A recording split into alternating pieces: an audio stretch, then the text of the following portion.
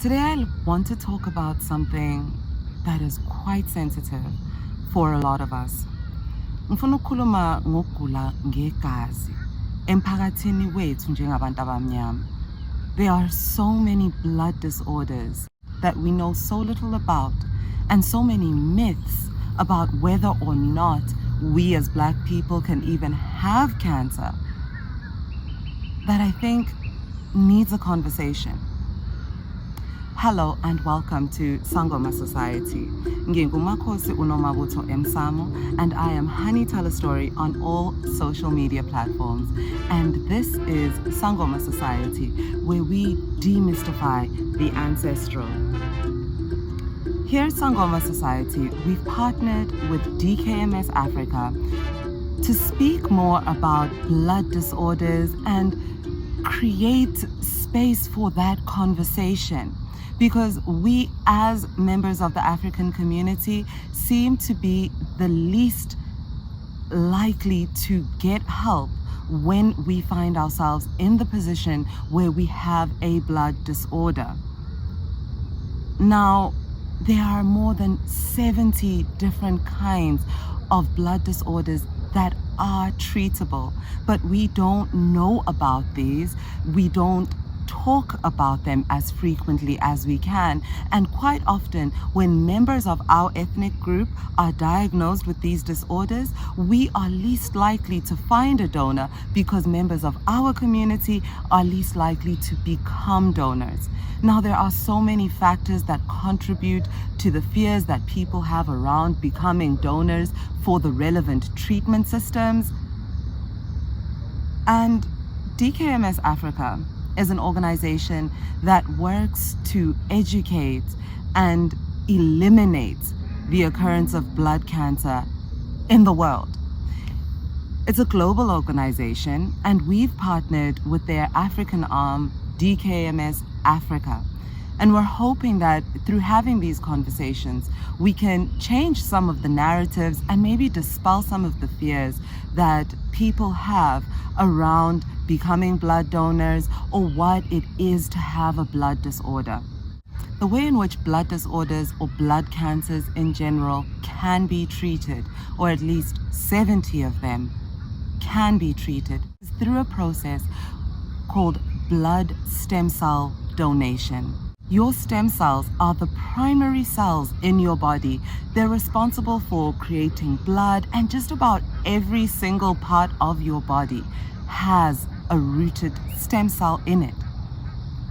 When you receive a blood stem cell donation, this has the capacity to restructure your entire immune system.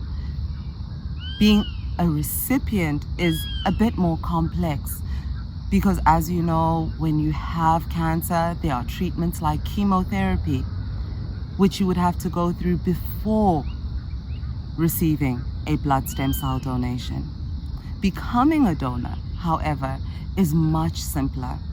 You can simply log on to dkms-africa.org and register to become a donor. From there, you'll get a package sent to your house for the purpose of registering within the donor base so they can register your ethnographic group. Because unlike a blood donation where your blood type is the primary match facilitator, when it comes to your stem cells, ethnic group matters too. This is why it's important for us as members of the African community to become donors. So many of us don't want to have these conversations, or are afraid to have these conversations until it's too late, until we are directly affected in some way. We can change this. We can change the pattern by registering, becoming a part of the donor base ourselves, so that when someone in our community finds themselves in need of a donor, they have more hope than they have now. When you register as a donor, your stem cells are not harvested at that moment in time. You're registered into the donor base. And if it is that there is a recipient in need of a donation that matches you genetically, then your blood will be taken for further testing at a local testing station, and from there you will only ever be asked to donate once. If you're ever asked to donate again, it will be to the same recipient in the event that the first uptake doesn't go as planned. Ukugula ngegazi kuningi, kuhlukile. This is not something that is isqitho noma into ethelwe ngumuntu. It can happen to anyone. When we find ourselves njengabalaphi bendabuko seeing this emsamo, I hope that we are encouraged to encourage our patients to seek further help. This is not something that we'll be able to see ngelihlo lenyama. So if you as a patient have been told about ukugula ngegazi okungahle kwehlele kuwe, go and seek help and ask your doctor what else there could be, because we know that emsamo kuningi esikhona ukuhlukanisa, naloku siyakhona ukuhlukanisa. And if we're able to work together as indigenous medical practitioners with Western medical practitioners in a respectable partnership that acknowledges the contribution that we can bring to this table, we can take the healing of our patients even further.